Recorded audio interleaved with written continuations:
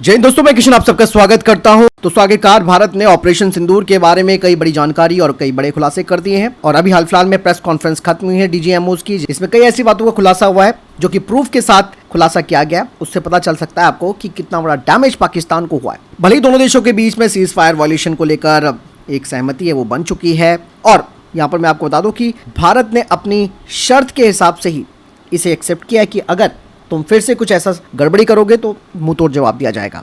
इस दौरान दोस्तों कई सारी तस्वीरें दिखाई गई है जिसमें कि देखा गया है कि कैसे कई आतंकी ठिकाने जो हैं वो डर के मारे खाली हो चुके हैं। भारत ने बहुत ही सोच समझकर अपने टारगेट्स को तय किया था और 100 से ज़्यादा आतंकी इस स्ट्राइक में मारे गए। इवन पाकिस्तानी सेना के 40 से ज़्यादा जवान भी मौत का शिकार हुए।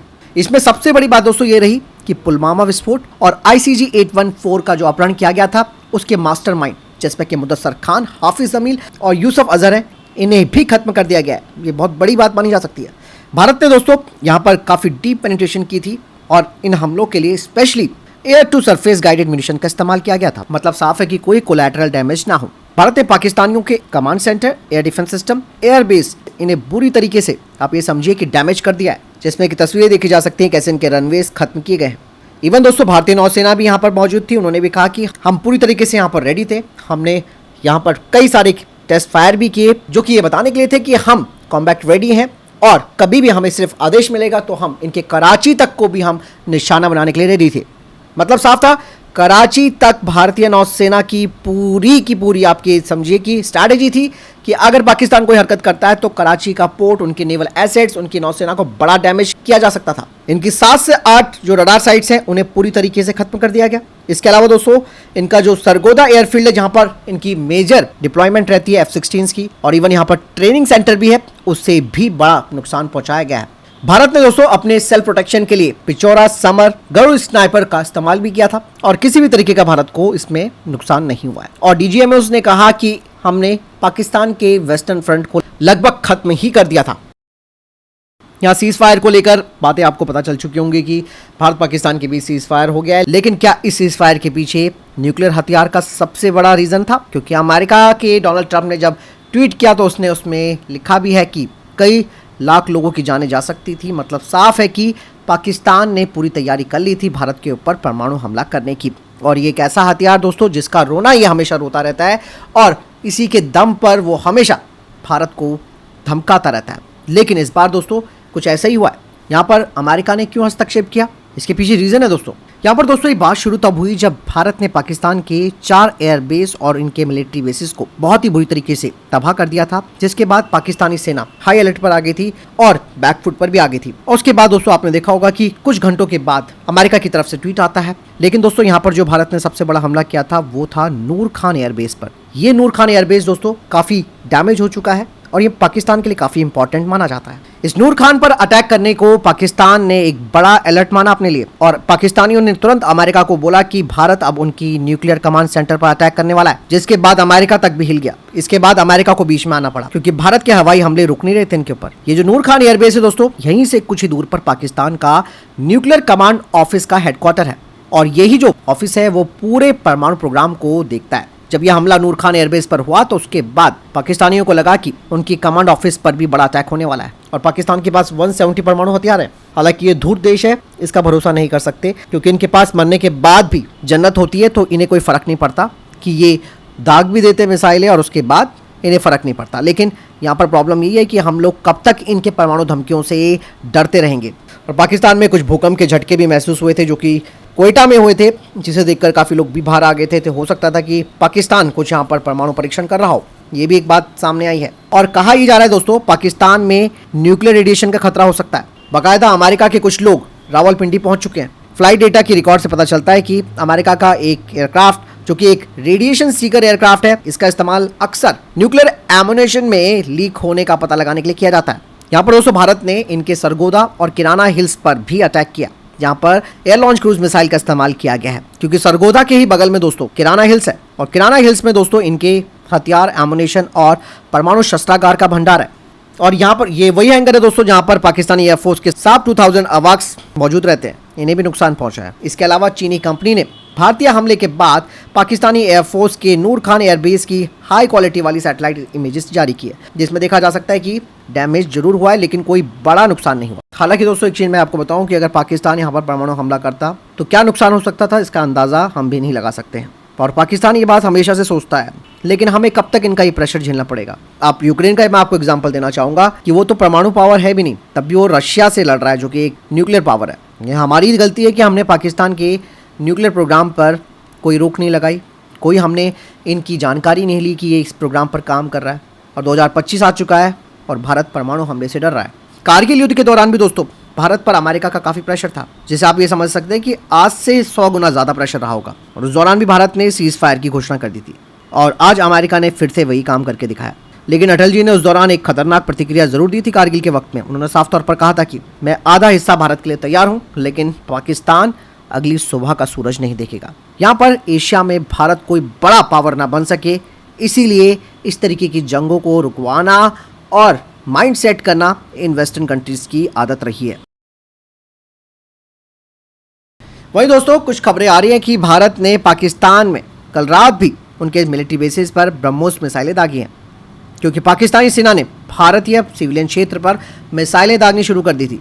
इसके अलावा दोस्तों अब ब्रह्मोस का लखनऊ में प्रोडक्शन शुरू हो जाएगा और ब्रह्मोस एरोस्पेस की प्रोडक्शन यूनिट का उद्घाटन कर दिया गया है रक्षा मंत्री श्री राजनाथ सिंह के द्वारा। 300 करोड़ रुपए की ये फैसिलिटी जो कि Uttar Pradesh defence industrial corridor का एक महत्वपूर्ण पार्ट है और ये आत्मनिर्भर डिफेंस मैन्युफैक्चरिंग के लिए भारत के लिए काफी महत्वपूर्ण होगा, क्योंकि यहीं से अब ब्रह्मोस मिसाइलें डेवलप की जाएंगी। क्योंकि दोस्तों यहाँ पे न केवल मिसाइलों का प्रोडक्शन होगा बल्कि यहाँ पर परीक्षण, उनका इंटीग्रेशन और एरोस्पेस ग्रेड कंपोनेंट्स के लिए एक पूरा मटेरियल कॉम्प्लेक्स भी होगा। डीआरडीओ अब भारतीय सेना के लिए फ्रंट लाइन रोबोट्स को तैयार करेगा जो कि सैनिकों के जोखिम को कम करेगा। खुद डीआरडीओ ने इस बारे में घोषणा की है कि भारतीय सेना में शामिल होने वाले मानव जैसा दिखने वाला रोबोट इस पर काम चल रहा है और जल्द ही ये सामने आएगा।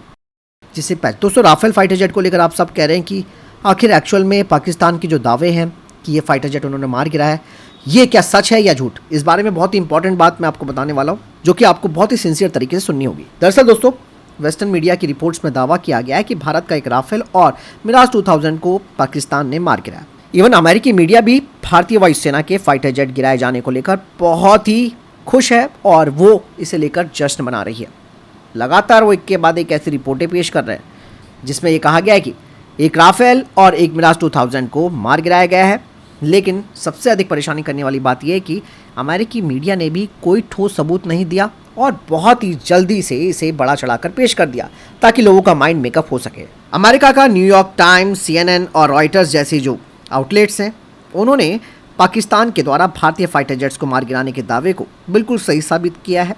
राफेल फाइटर जेट्स इसमें शामिल है और इस रिपोर्ट में लिखा गया है कि जो 5 फाइटर जेट मारे गए हैं भारत के, उनमें से 3 राफेल, 1 सुखोई 30 MKI और 1 MiG-29। इवन दोस्तों इन लोगों ने सबसे बड़ी बात क्या की, फ्रांसीसी सोर्सेज का भी यहाँ पर हवाला दिया। बाकायदा लिखा कि भाई फ्रांस ने इस बात को एग्री कर लिया है, लेकिन इसकी भी कोई सबूत नहीं दिए। कौन है ये अज्ञात अधिकारी जिसको ये कोट कर रहे हैं? अब यहाँ पर समस्या क्या है ये भी जान लेते हैं।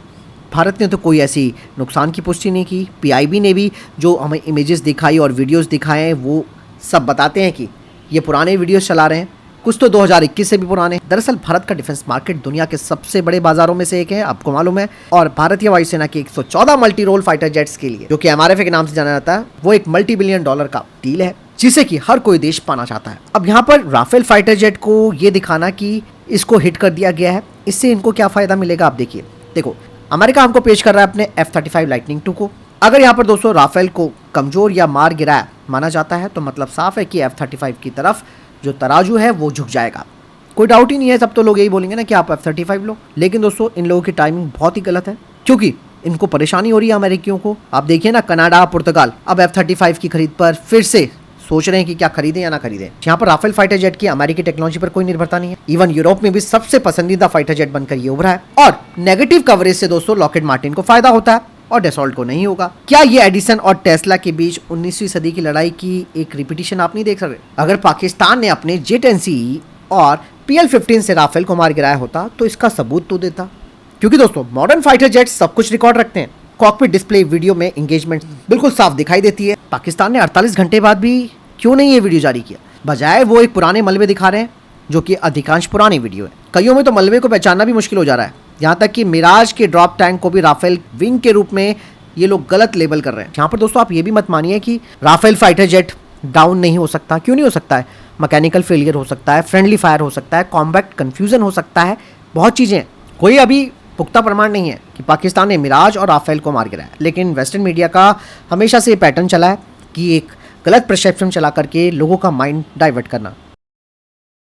इसके अलावा दोस्तों बलूच लिबरेशन आर्मी ने भी अपना फ्रंट खोल लिया है। कल मैंने आपको बताया था कि इन्होंने 39 इलाकों पर पाकिस्तानियों के खिलाफ एक बड़ी जंग शुरू कर दी है, लेकिन अब बताया जा रहा है कि बलूचों ने पाकिस्तान पर और भी बड़े हमले करने शुरू कर दिए। इवन बलूचों ने बोल दिया कि हम भारतीय सेना का हिस्सा बनने के लिए तैयार हैं, उनके एक विंग के रूप में हम यहाँ काम करेंगे।